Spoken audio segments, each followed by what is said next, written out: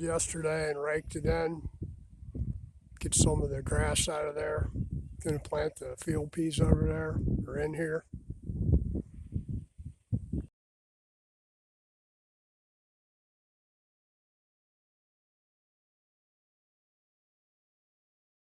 Plant them, I'm gonna soak them in some inoculant for about 15-20 minutes. Just a gallon of water mixed up with some inoculant.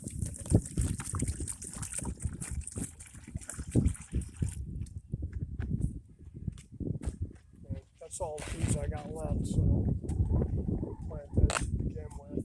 Probably have to we're just going to let those soak. Then we'll take them out, dry them a little bit, and then toss them on the ground. These, the way I don't do these in rows. I just kind of scatter them and let them grow. They like it like they like to be close together, so they kind of support each other when they're growing. That inoculant just helps with develop little nodules on the roots of the plants there, so they fix nitrogen better. The way these things get nitrogen is they actually suck it out of the air and secrete it through the roots. That's why they're such a good green manure. Most legumes like that are ledisma, field peas, some other ones. They suck the nitrogen out of the air and secrete it down through the roots, convert it into nitrogen, usable nitrogen.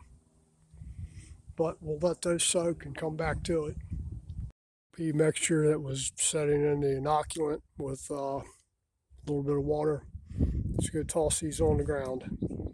Kind of broadcast these things around, and where they land, they land. I kind of like to crowd them so they support each other. But, you know, I know I ain't got enough peas to do this whole row because I got from here all the way down to there. So I might have to get some more peas to put in here. These are just pink-eyed purple hull field peas.